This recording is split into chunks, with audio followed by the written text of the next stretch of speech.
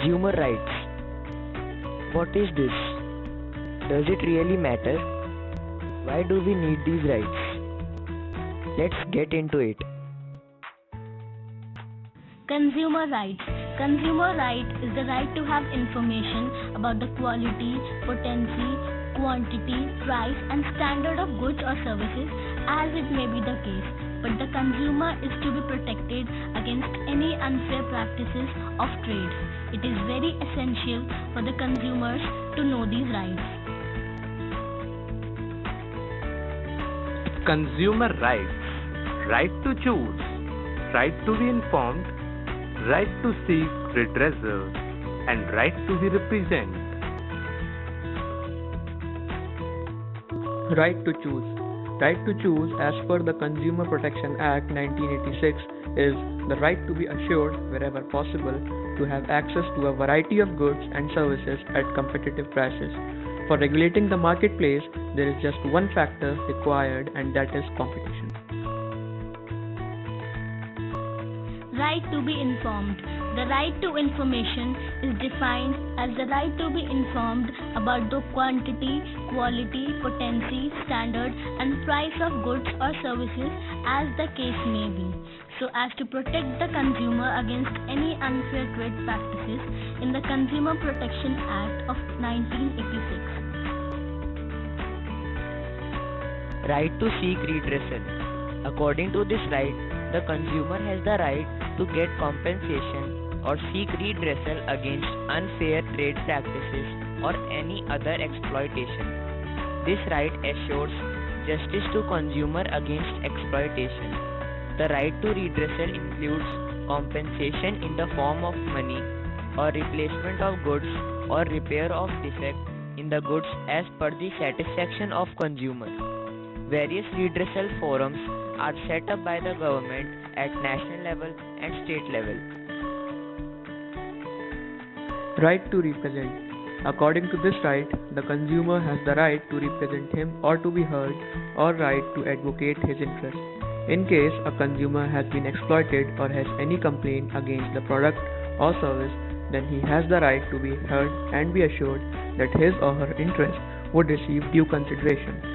This right includes the right to representation in the government and other policy-making bodies.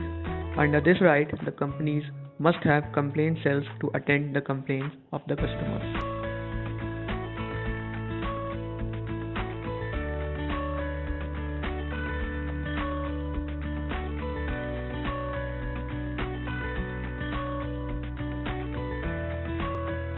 Let's see how Indus Kashing uses RTI to battle illegal mining in Meghalaya despite the risks. A voice in the dark, Indus Kashing remains undeterred as she awaits a response to her latest RTI application with the Urban Affairs Department about land acquired for an upcoming medical college in Shillong. I didn't know of Medal Murray O'Hare until a featured film on her life, The Most Hated Woman in America, dropped on Netflix. She was irreverent, she had a mind of her own, questioned the practice of blindly following social norms, and took on those in power. In her case, it was the American government imposing the Lord's Prayer in public school classrooms. For America's democracy, this was a huge win as it was for O'Hare. But the dominant Christian electorate of 1960s America, she was an anarchist. When I meet 59-year-old right to information activist Indus Kashing in Shillong, she reminds me of O'Hare.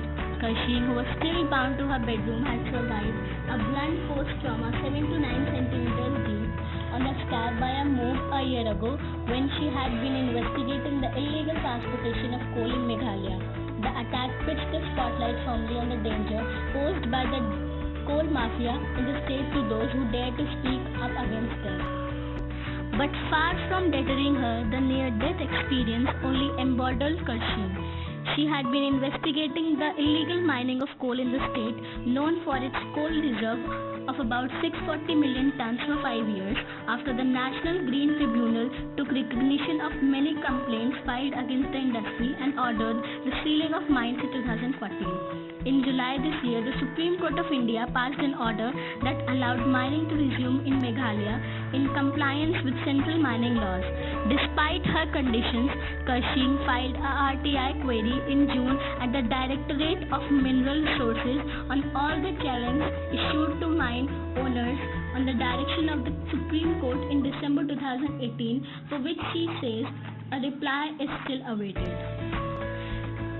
She was also itching to be taken around in a taxi back to the coal mining deposits of Jaintia Hills, where in November last year she and her colleague Amita Sangama had been waylaid and beaten up by a mob of about 40 when they were there in a surveillance trip. I love investigating, she says, breaking into a sheepish smile. I always want to get to the root of any matter. Maybe it's because I used to read a lot of thriller novels growing up, she says. Her brothers Robert and John have both been part of mainstream politics, but Kershin always chose to work outside of political affiliations. Her NGO, Civil Society Women's Organization, works on women's rights, taking up cases of domestic violence and abuse in the region. When she started taking on cases of forcible acquisition of land for mining and eventually took on the coal mafia in the state, things took a turn for the worse. When they were attacked, rumors started circulating on local WhatsApp groups that the incident was really an extortion deal gone wrong. In this narrative, Kershin demanded money in exchange of the evidence she had on her against some prominent mine owners like Nidaman Shulit, one of the accused in the first information report, and the charge sheet subsequently filed in June 2019. Shulit, a member of ruling National People's Party in Meghalaya, is currently out on bail.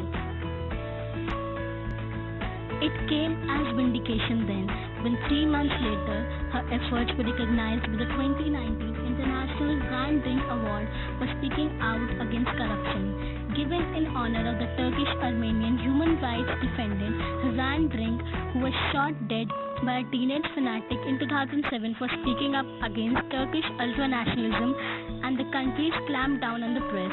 The citation of the award lauded her willingness to take on the risk to her life as she makes the years-long illegal mining known to the public.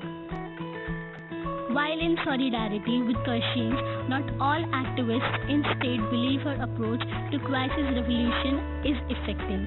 Hasina Kharbib, the founder of Impulse NGO network that had been working on child trafficking in Meghalaya's coal mining belt, said that while Kissing's courage is appreciable, posting photos of the criminal activity on Facebook is futile exercise. As one of the petitioners in the case before the NGT, we asked her to send us the evidence she'd collected. We also asked her to accompany us on our planned investigation trips, but she just never responded, she says. Kershin's brother John says she has a mind of her own and doesn't care about the consequences of speaking out against anything she feels is wrong. When I was in a political party, she would often lambast it left, right and center, which would put me in a difficult position, he says. Kershin remains undeterred as she awaits a response to her latest RTI application with the Urban Affairs Department about land acquired for an upcoming medical college in Shillong. The controversial amendments in the RTI Act this year has rendered it a lot less effective, but it remains her primary weapon of choice. Even though I don't get a response of most of my RTIs, I see it as democratic rights to question the government, she says.